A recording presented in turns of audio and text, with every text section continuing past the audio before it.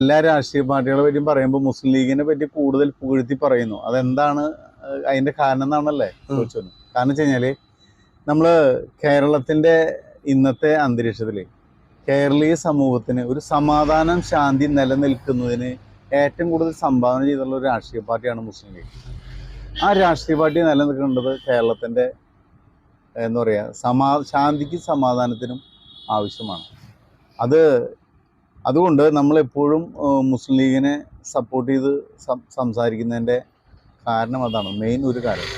നമ്മൾ വർത്തമാന കാലം ഒരു 5, 10, 15 വർഷങ്ങളിൽ പിന്നിലേക്ക് നോക്കുകയാണെങ്കിൽ, ഇപ്പോൾ ബാബറി മസ്ജിദ് തകർത്ത സമയങ്ങളിൽ, അതിനുശേഷം വളരെയധികം തീവ്രവാദ പ്രവർത്തനങ്ങൾ നടക്കുന്ന സമയങ്ങളിൽ, പിന്നെ രാജ്യത്തെ ഭിന്നിപ്പിക്കാനുള്ള ശ്രമങ്ങൾ ഉണ്ടാകുന്ന സമയത്ത് ഒക്കെ മുസ്ലിം ലീഗിൻ്റെ ഭാഗത്ത് നിന്ന് എപ്പോഴും ഒരു ശാന്തി സമാധാനം ഉണ്ടാകുന്ന തരത്തിലുള്ള നിലപാടുകളാണ് അവരെടുക്കുന്നത്.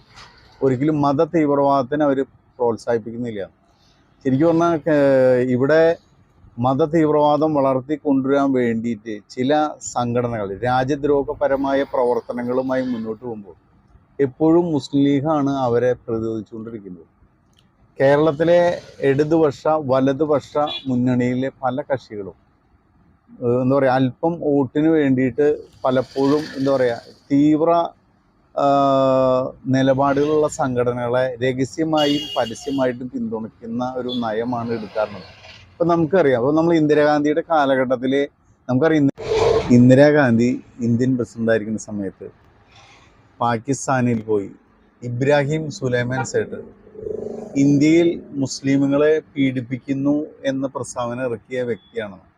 അന്ന് ഇന്ത്യയിൽ നമുക്ക് ആലോചിച്ചറിയാം, ഇന്നത്തെ കാലഘട്ടമല്ല, ഒരു ശാന്തി സമാധാനം ജീവിച്ചിരുന്ന സമയത്ത് പോലും അത് ഇന്ത്യയുടെ മുഖ്യ ശത്രുവായ പാകിസ്ഥാനിൽ പോയിട്ട്, കാരണം ബംഗ്ലാദേശ്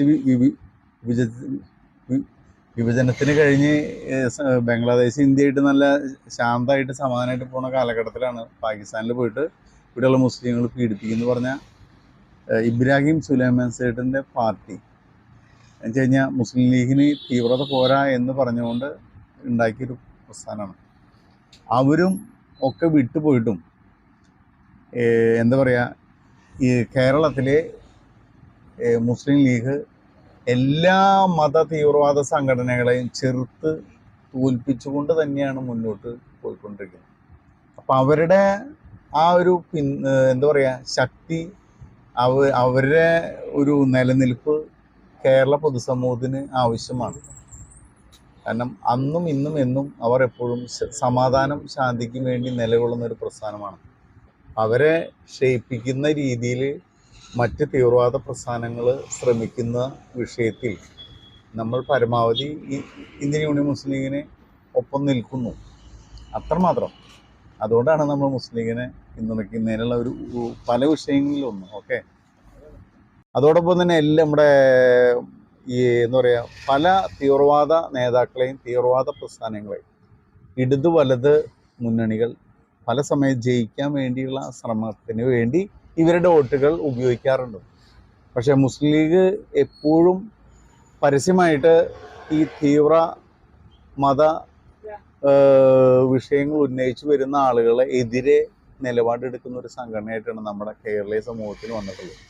ഇവിടെ എന്താ പറയുക, തുടർന്നുള്ള കാലഘട്ടത്തിലും കേരളത്തിൻ്റെ ജനത്തിന് ശാന്തിയും സമാധാനവും നിലനിന്ന് പോകണമെങ്കിൽ മുസ്ലിം ലീഗ് എന്ന് പറഞ്ഞ രാഷ്ട്രീയ പ്രസ്ഥാനം കരുത്തോടെ ശക്തിയോടെ നിലനിൽക്കണം. ഇവിടെ ഇടതുപക്ഷം വലതുപക്ഷം ഒക്കെ ഉണ്ടെങ്കിലും മുസ്ലിം ലീഗ് എന്ന് പറഞ്ഞ സംഘടന ഇല്ലെങ്കിൽ കേരളം ഒരു പാലസ്തീന് അല്ലെങ്കിൽ ലെബനൻ അല്ലെങ്കിൽ സിറിയ ഒക്കെ ആയി മാറാനുള്ള സാധ്യത വളരെയധികമാണ്. കാരണം പല മത തീവ്രവാദികളായ വ്യക്തികൾ പല രാഷ്ട്രീയ പാർട്ടികളിലേക്ക് നുഴഞ്ഞു കയറി ഓരോ പാർട്ടികളെ ഹൈജാക്ക് ചെയ്തുകൊണ്ട് കേരളത്തെ തകർക്കാൻ ശ്രമിച്ചുകൊണ്ടിരിക്കുന്നുണ്ട്. ഈ സമയത്ത് മുസ്ലിം ലീഗ് എന്നും ശക്തമായ നിലപാടാണ് എടുത്തുകൊണ്ടിരിക്കുന്നത്. അതുകൊണ്ടാണ് നമ്മൾ അവരെ പിന്തുണച്ചുകൊണ്ടിരിക്കുന്നത്. അത് അവരുടെ ഭാഗത്തുനിന്ന് കേരളത്തിൻ്റെ വിജയത്തിന് ശാന്തി സമാധാനവും പുലരുന്ന തരത്തിലേക്ക് അവർ മുന്നോട്ട് പോകുന്ന കാലത്തോളം നമ്മൾ അവരെ സപ്പോർട്ട് ചെയ്തുകൊണ്ടിരിക്കും.